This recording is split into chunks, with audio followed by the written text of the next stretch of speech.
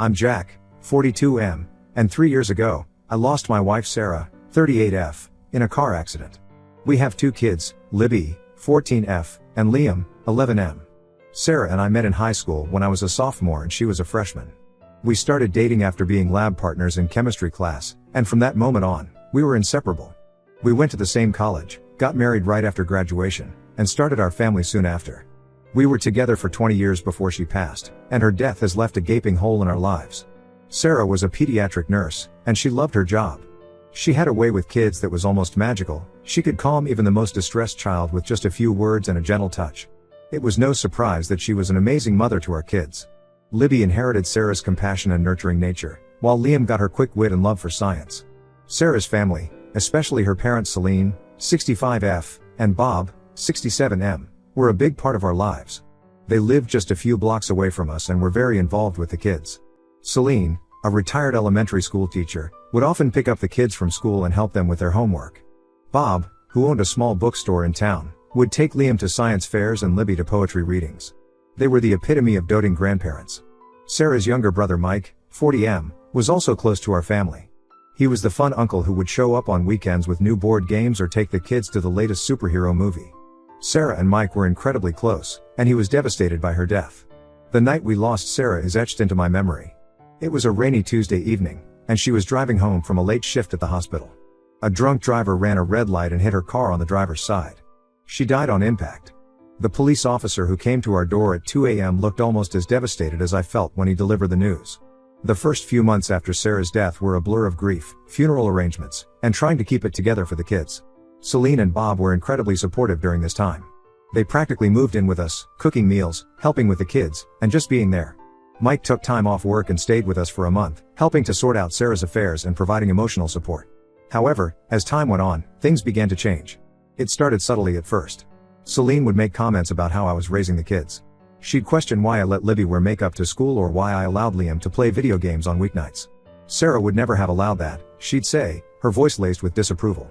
I tried to brush it off, reminding myself that we were all grieving and coping in our own ways. But the comments became more frequent and more pointed. Bob, who had always been more laid back, started chiming in too. They'd criticize everything from the kids' diets to their extracurricular activities. I found myself constantly defending my parenting decisions, feeling like I was failing to live up to Sarah's standards. About 6 months after Sarah's death, Celine started pushing me to date again. It started with casual mentions of single women she knew, a neighbor, a fellow church member, even Libby's math teacher. I politely declined each time, explaining that I wasn't ready. But Celine was persistent. She'd talk about how the kids needed a mother figure and how Sarah would want me to move on. "You're still young, Jack," she'd say. "You can't spend the rest of your life alone." I understood that she was coming from a place of concern, but it felt suffocating. I was still grappling with my grief, trying to figure out how to be both mother and father to my children. The thought of dating seemed impossible, almost disrespectful to Sarah's memory. Things came to a head at Libby's 13th birthday party last year. We had planned a small gathering at our house with family and a few of Libby's close friends. Celine had insisted on helping with the preparations, and I was grateful for the extra hands. But when she showed up on the day of the party, she wasn't alone. She brought a woman named Rachel, 36F, who she introduced as her friend from book club. It didn't take long to realize that this was a setup. Rachel kept trying to engage with me and the kids, asking pointed questions about our lives and interests. She was overly familiar, touching my arm when she laughed at my jokes and offering to help serve the cake. Celine hovered nearby, beaming at us like a matchmaker who had just made the perfect pair. I was furious, but I didn't want to cause a scene at Libby's party. I could see the confusion and discomfort on my daughter's face, and Liam had retreated to a corner with his video game, avoiding interaction altogether. Mike, who was also at the party, shot me sympathetic looks but didn't intervene. After the party, once all the guests had left and the kids were in bed, I confronted Celine. She admitted to setting me up with Rachel, saying it was for the kids' sake. She went on about how Rachel was a widow too and would understand our situation. I told her that her behavior was unacceptable and that she needed to back off. Celine got defensive, accusing me of denying the kids a chance at having a complete family again. "Sarah wouldn't want you to be alone," she insisted. "She'd want the kids to have a mother." "They have a mother," I snapped back. "Just because Sarah's gone doesn't mean she's not their mother anymore." From that point on, every interaction with Sarah's family became tense. They'd criticize my parenting at every turn, push for me to date, and even started telling the kids that I was being selfish by not giving them a new mom. It got to the point where Libby came to me in tears one night, saying she felt guilty for not wanting a stepmom. "Grandma says I should want a new mom," she sobbed. "But I don't want anyone to replace mom." Does that make me a bad person? That was the last straw for me. I decided to limit contact with Sarah's family. I told them they could only see the kids if I was present, and I cut off all one-on-one communication between them and the children. They were outraged, accusing me of trying to erase Sarah's memory and rob the kids of their only connection to their mother. Celine and Bob started showing up unannounced at our house, demanding to see the kids. They'd call at all hours, leaving long, guilt-tripping voicemails. Mike tried to play peacemaker at first, but even he eventually sided with his parents, saying I was being too harsh. Now, Mike is getting married next month to his longtime girlfriend, Sophia. The kids were invited to the wedding, but I told Mike they wouldn't be attending without me. He says I'm being unreasonable and using the kids as pawns in my fight with his parents. Sarah's entire family is calling me an asshole for keeping the kids away from them. I feel like I'm protecting my children from manipulation and unnecessary stress, but I'm starting to wonder if I'm overreacting. The kids miss their grandparents and uncle, but I don't trust Sarah's family to respect my boundaries. Am I the asshole for refusing to let my kids see their late mother's family without me? Update 1. It's been about a month since my original post, and a lot has happened. First, I want to thank everyone for their supportive comments and advice. It really helped me gain perspective on the situation and gave me the courage to take some necessary steps. After much consideration, I decided to have a serious talk with Sarah's parents, Celine and Bob. I invited them over to my house while the kids were at school, thinking a neutral ground might help keep things civil. I spent the morning before their arrival pacing nervously, rehearsing what I wanted to say. When they arrived, the tension was palpable. We sat in the living room, surrounded by photos of Sarah and the kids, a stark reminder of why we were all there. I started by explaining my concerns about their behavior and how it was affecting the kids. I told them about Libby's tears and guilt over not wanting a new mom, and how Liam had become withdrawn and anxious around them. I was firm but tried to be understanding of their grief. To my surprise, Celine broke down in tears. It was the first time I'd seen her cry since Sarah's funeral. She admitted that she'd been struggling to cope with Sarah's death and had projected her pain onto me and the kids. She confessed that pushing for me to date was her way of trying to fill the void Sarah left behind. I just miss her so much, Celine sobbed. Every time I look at Libby, I see Sarah at that age.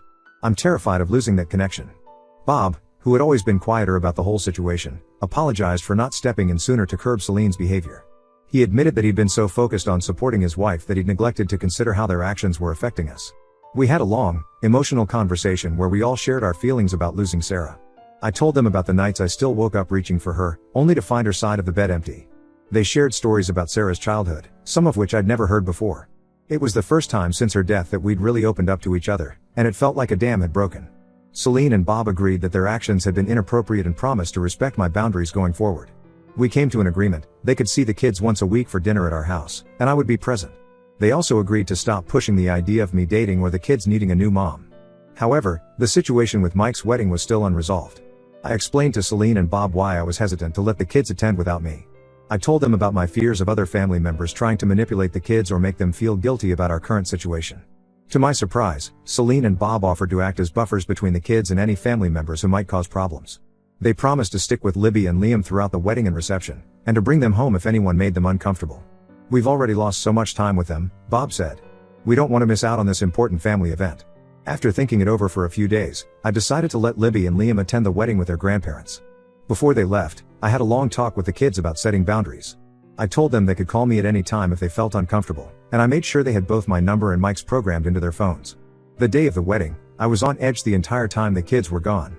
I must have checked my phone 100 times, expecting a call or text saying something had gone wrong. But when they came home that night, they were happy and excited. They talked over each other, eager to tell me about the ceremony, the cake, and the dancing. Libby gushed about how beautiful Sophia's dress was and how she'd caught the bouquet. Liam couldn't stop talking about the awesome DJ and how Uncle Mike had let him request songs.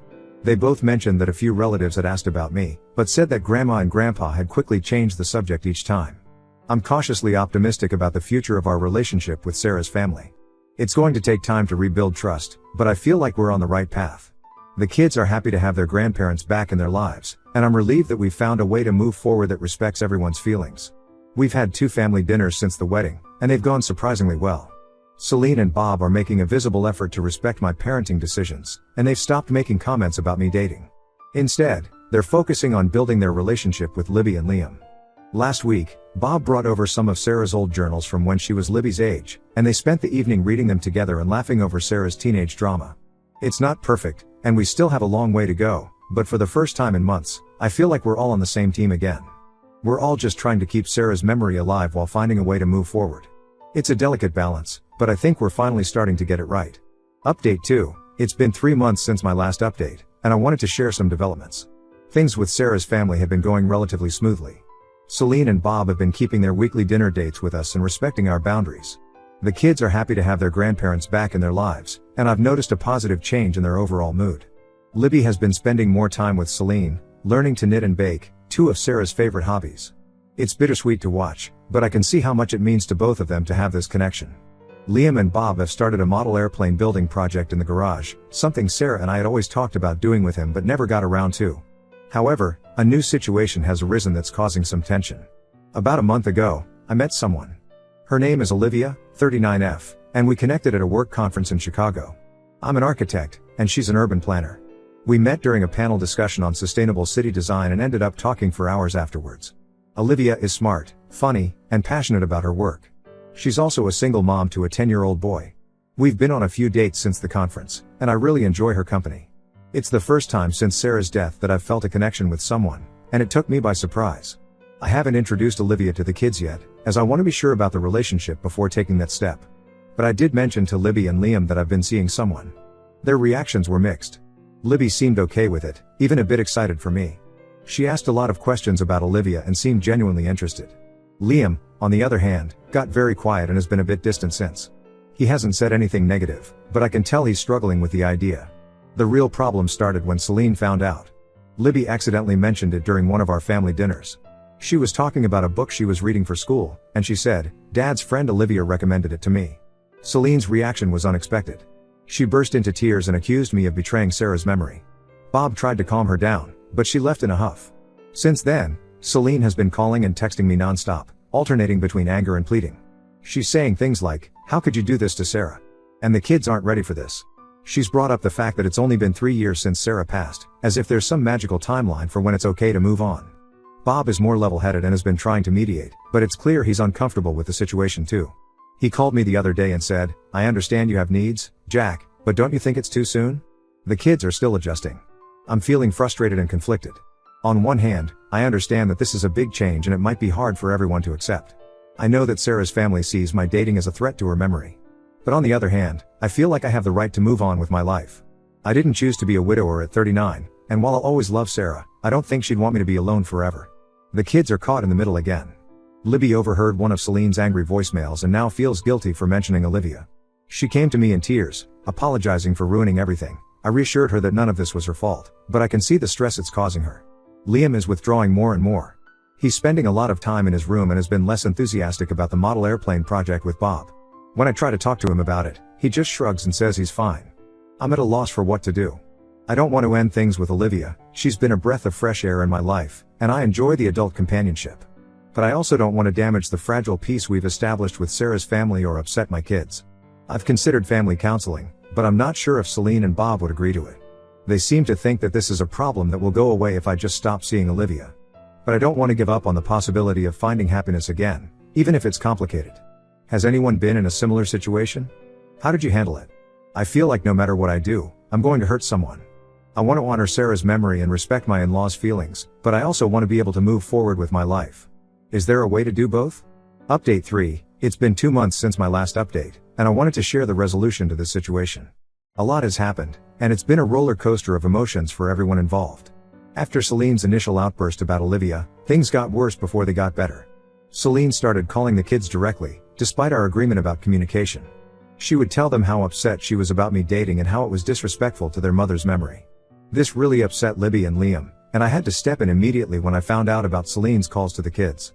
Libby came to me one evening, clearly distressed, and showed me a series of text messages from Celine. They were filled with emotional manipulation, saying things like, "Your mother would be so heartbroken to see your father replacing her, and don't you miss how our family used to be?" Liam had received similar messages, though he'd been trying to hide them from me. This was the final straw. I decided to take a firm stand. I called a family meeting with Celine, Bob, and the kids. I asked Mike to be there too, hoping his presence might help keep things calm. We gathered in our living room on a Saturday afternoon, the tension palpable as everyone took their seats. I started by addressing Celine and Bob directly. I told them that while I understood their pain, their behavior was unacceptable. I explained how their actions were affecting the kids, showing them the messages they'd sent. Libby and Liam both spoke up, telling their grandparents how the situation was making them feel torn and guilty. "I love you, Grandma and Grandpa," Libby said, her voice shaking. "But I don't want to feel bad about Dad being happy." Liam, usually so quiet, surprised everyone by speaking up. "Mom wouldn't want us to be sad forever," he said softly. "She always said love makes more love, not less." Their words seemed to hit home in a way mine couldn't. Celine broke down crying, but this time it felt different. She admitted that she had been holding on to the grief so tightly because she was afraid of losing her connection to Sarah. "I feel like if Jack moves on, we'll lose the last piece of her we have left," she sobbed. Bob, who had been quiet until then, finally spoke up. He admitted that he too was struggling with the idea of me dating but recognized that it wasn't fair to try and control my life or manipulate the kids. "Sarah wouldn't want this for any of us," he said, his voice thick with emotion. We all cried together, and for the first time, it felt like we were truly sharing our pain instead of using it as a weapon. Mike, who had been silently observing, suggested that maybe we all needed some professional help to work through our grief. To my surprise, Celine agreed. She said she would look into grief counseling, and Bob decided to join her. It was a breakthrough moment, and I felt a glimmer of hope that we might be able to move forward. As for Olivia, I decided to take things slow.